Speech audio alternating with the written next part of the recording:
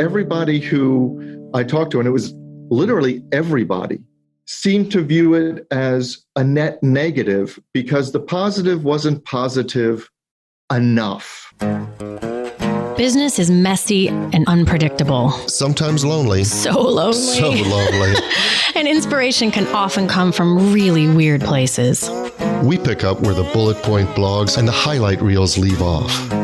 We start with the stories. So here's my story. I drove my son back from University of Colorado Boulder to home in Pennsylvania. So we went about 2/3 of the way across the country. And the reason we drove is because he had his dog. He had a lot of stuff from his apartment, the computer he built, couldn't put it on a plane. So we drove. How many days was that? Well, we packed it into 3 days, and we were driving on the road 10, 12 hours, and we could have done it shorter, except we had to stop for the dog, but which figures into the story, actually. So it was interesting going across the country, just seeing the differences in regions, how the people were in Nebraska as opposed to Iowa, as opposed to Ohio. Mm-hmm. But that's outside the scope of what I want to tell you. What other than to mention, as you passed through each state, you intentionally waved to our listeners in each of those states, correct? I did. Our big Nebraska, North Platte following. We have some folks there. Hello. I know we do. Hello. I know we do. All right, sorry, keep going. When we passed into Ohio and we would stop at rest stops, really to either gas up or make sure that the dog had his needs taken care of, what I found out was that each of the rest stops in Ohio had a dog area. It was fenced in. It was about the size. It wasn't large. It was maybe a couple car lengths, so it was modest size, the size of a large pool or something like that. And it had either sand or some kind of gravel or whatever, but it was all fenced in. And I was told by the people who were there that, oh yeah, all of Ohio, this is just what we do at rest stops. You have these dog areas. Now, Ohio is pro-dog, is what I'm pro-dog. So when I saw that, I was like, well, that's really cool, because normally in the other states, we were looking for rest stops and hopefully they had grassy areas. We could walk him around and let his name is Bodie, let Bodie stretch his legs. But here you actually had a designated dog area. You could still walk him around, but you could put him and let him off leash and he could kind of get some energy out. So I thought this was a really net positive. It was something that was very considerate for travelers that the state of Ohio apparently did. But as we talked to people, we put the dog in there, and as we talked to people, what I heard most was complaining. It would be nice if they had a tree in here. It would be nice if they had grass. It would be nice if this were just a little bit bigger. It would be great if they had a separate area for small dogs and big dogs. It would be, and all of that is legitimate. If you're looking for a dog park and you want a small dog thing and a big dog thing and you want grass, totally legitimate. But what struck me about this, and this is what I see in companies, is that you have something that the state of Ohio didn't have to do. Mm-hmm. It was a net positive. And in fact, had we pulled into a rest stop in Ohio and there was no dog area, I wouldn't have been saying, why the heck isn't there a dog area? Right. Wouldn't have missed it. It was just another rest stop. But here, they did a net positive. But everybody who I talked to, and it was literally everybody, seemed to view it as a net negative because the positive wasn't positive enough. Yeah. Oh, this big, as you've talked, I've just sort of gotten so this just makes me exhausted. It really does.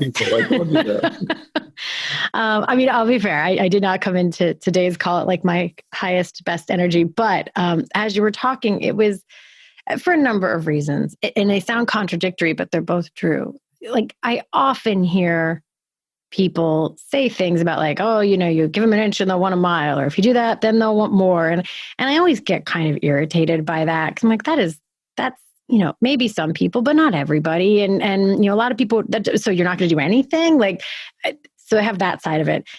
But then at the exact same moment, yeah, sometimes.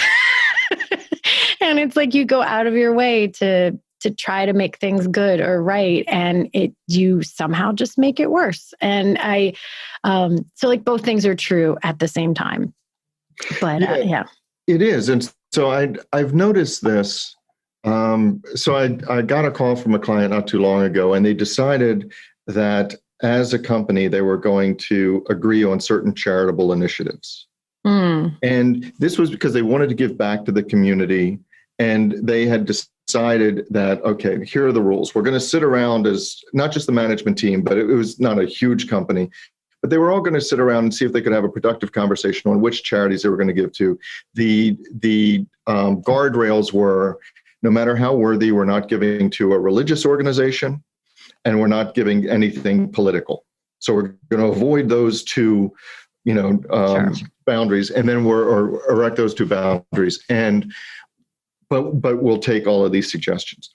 And then they decided, and everybody's really enthusiastic. Hey, because the company's giving its money. It's not like they're asking their employees to chip in part of their paychecks or anything like that. The company is doing this and involving the employees.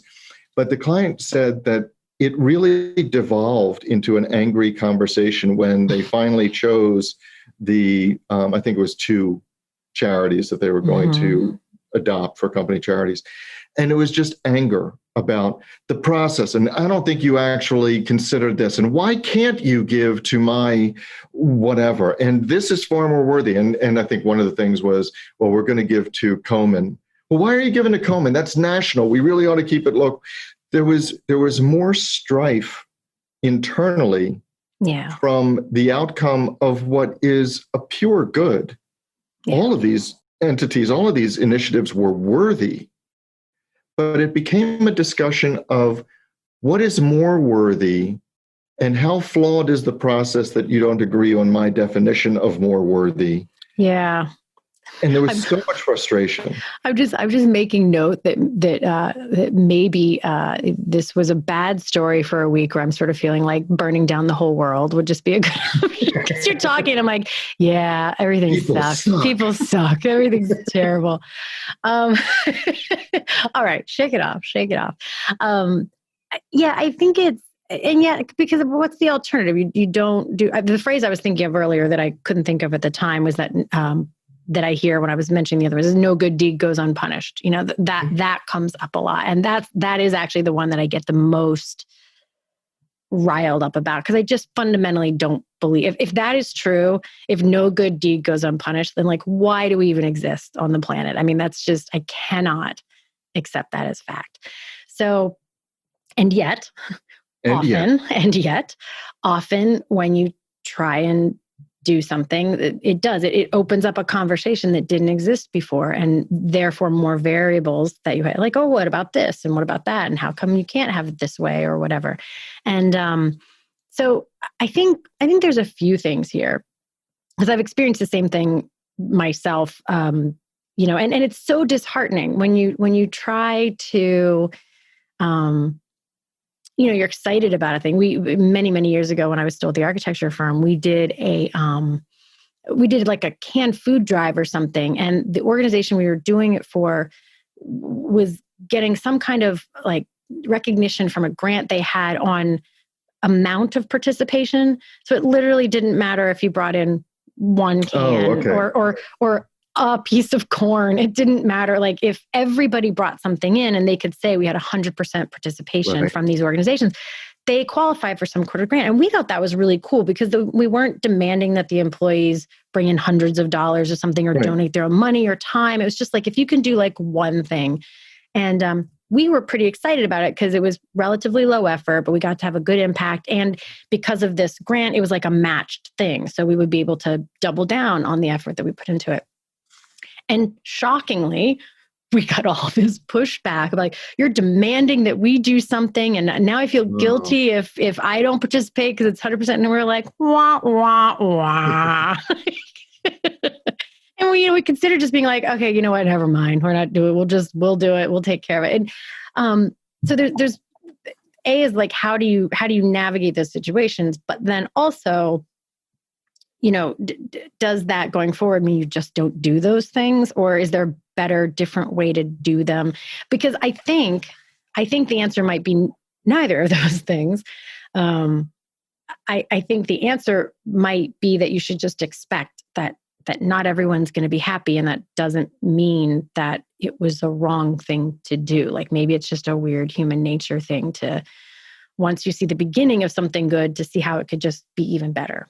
I don't know. Well, I think that when you talk about expectations, though, I go back to one of the techniques that I found to be effective in negotiation. And I've used this, and I actually read about it. Chris Voss, who is a hostage negotiator, has a wonderful book called Never Split the Difference. Yeah. And one of the things he says, and I'm going to say it differently than he did, but you characterize yourself before the other side has a chance to do it. So a crude example would be if I say, I know you're probably going to think that I'm an idiot, but whatever. And so is that how you start negotiations? Most of the time, the other person would say, no, I don't think that, or I know you probably think this is stupid, but, and the other side would generally say, no, I don't think that's stupid. And so you kind of draw the blood on this. And so you might be able to say, now, we want to pick charities.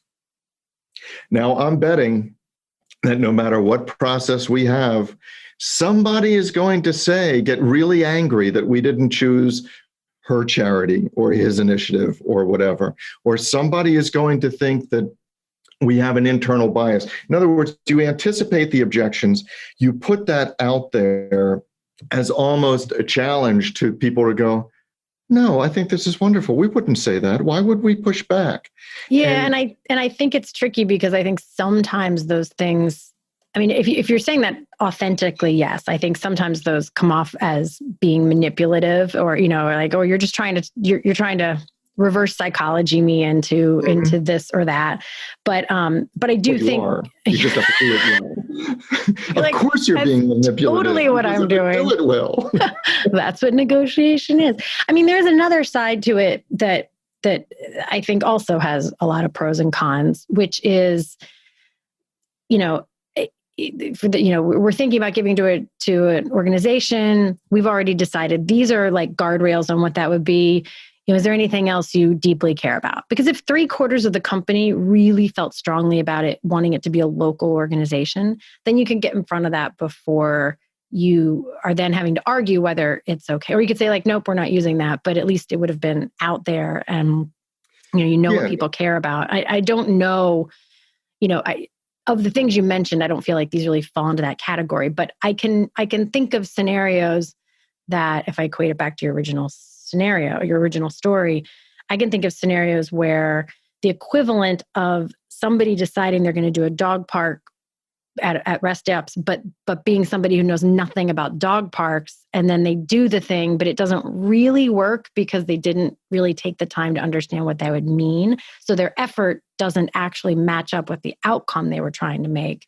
And I don't think your dog park story quite meets that criteria. No, but to your point, I think that if they had a committee meeting and wherever Ohio Highway Commission or whatever made the decision, and they said, had people throughout the organization fill in the sentence, don't even think of putting up a dog park unless you whatever, or don't even think, and ask your people about the charity, for example, please don't choose a charity unless ...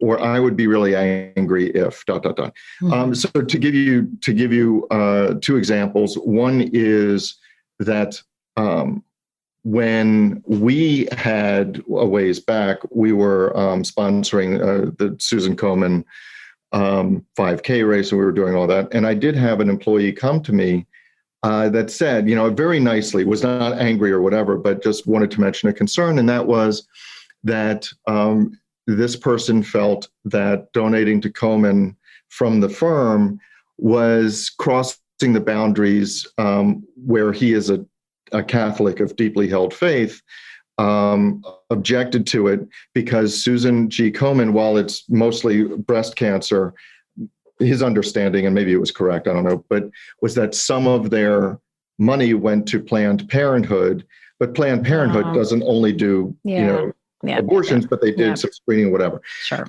So he was concerned about that. And that was so totally off my radar. Sure.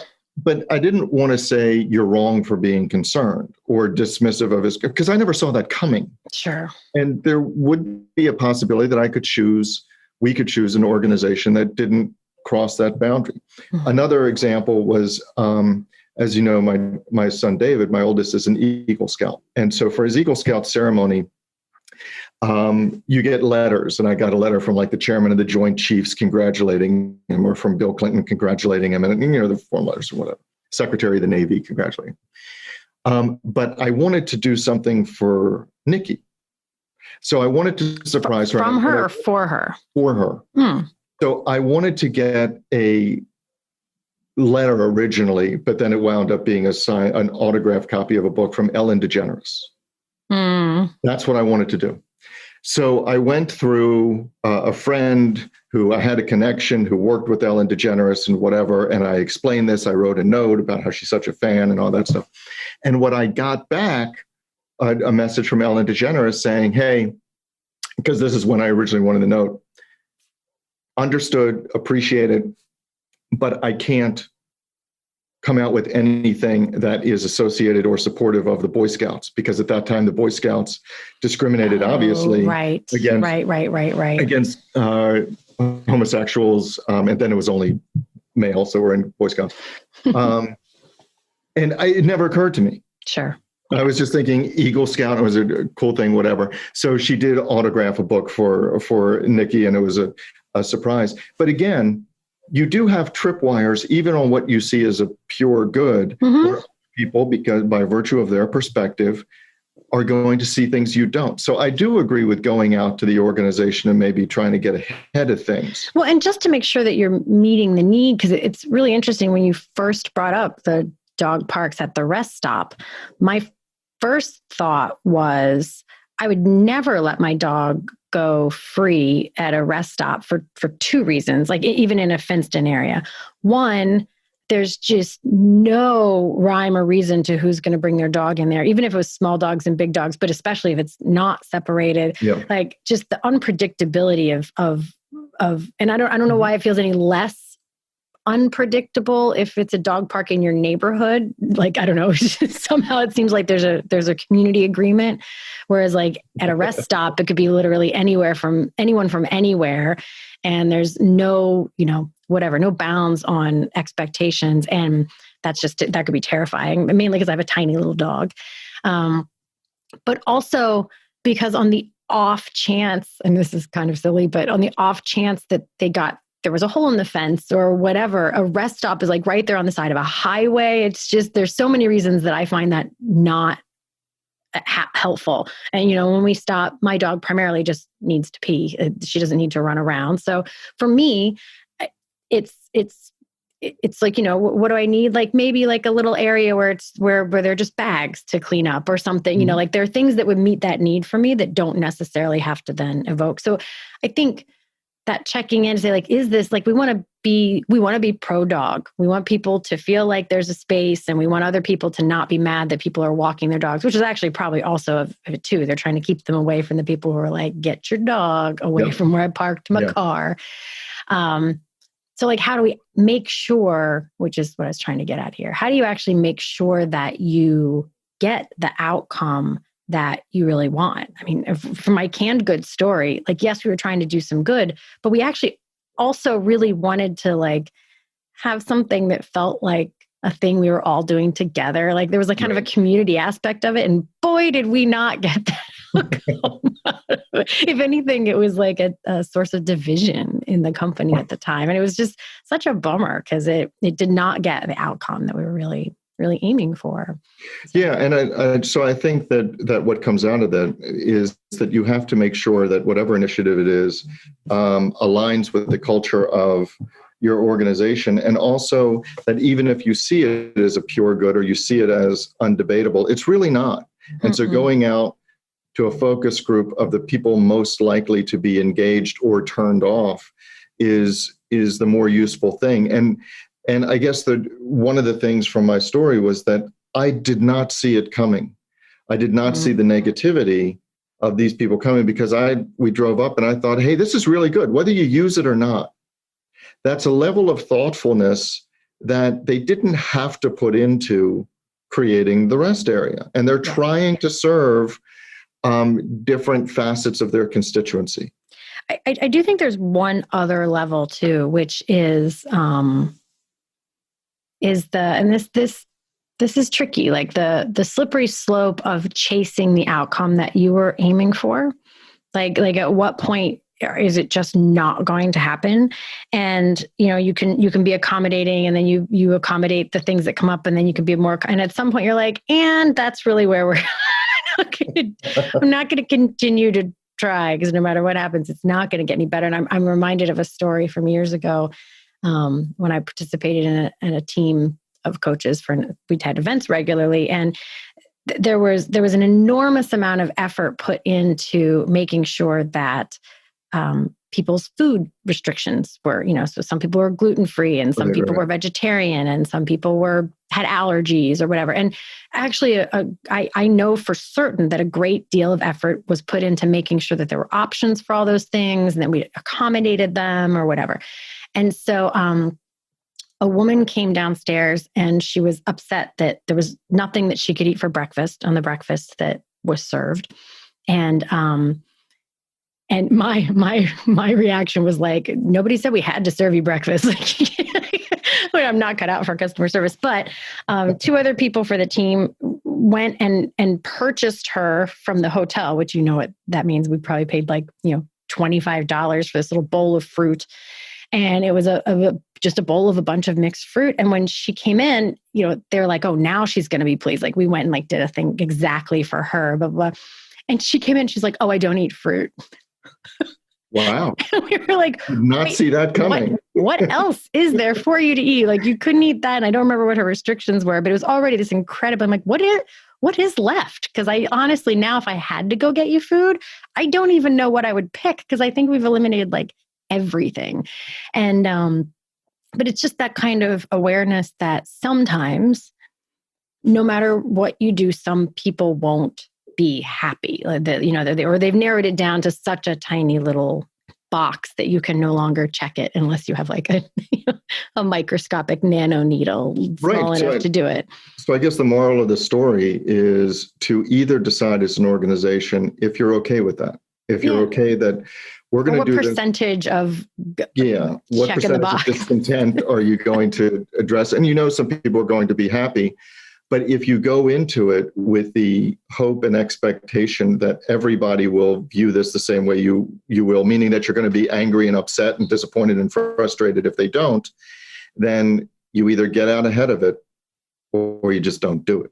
Yeah. And even if you do get out ahead of it, I think it's healthy to be aware that, 1% or 3% of people might be happy, and we will still consider that a success. Because that's the other part. You don't want... it's a shame if it feels like anyone not being happy with it then kind of ruins the vibe of, the fun of what you were trying to create. And so setting those expectations, I think, is also important for just your own enjoyment of the things when you don't expect what's going to come up. Right. So that's your main question. If I do this, what's going to ruin the vibe? We need a vibe sound effect. Vibe meter. Vibe. That's a different episode. That's a different episode. So that's our story. But the discussion doesn't have to end here. No, it does not. In fact, we don't want it to. No, we don't. That is why we actually have our private Facebook group, which we started to make sure that we could get your comments, your rants, your thoughts, your stories. You can find links to that group as well as show notes and links to subscribe via email and how to find us just about anywhere you can possibly find podcasts at sohere'smystory.com. And you can also find us on Facebook and Twitter at SHMS Podcast. And since we know it takes a village. Yes, it does. We'd like to thank our village, our super talented, incredibly patient team. And occasionally snarky team. Yeah, but in the best of ways. In the best Lovingly of ways. Snarky. Yes. Good mockery. So a huge shout out to the people who actually help us produce our show. First, our sound engineer, Tom Hansen. Thanks to Christy Schmier for our brilliant show notes and all the other fantastic writing she does for us. And to Taylor Mathauer for doing just a little bit of everything, including wrangling us, which is no small feat. No, it's not. This is Jody Hume. And I'm Elliot Wagenheim. And you've been listening to So Here's My Story.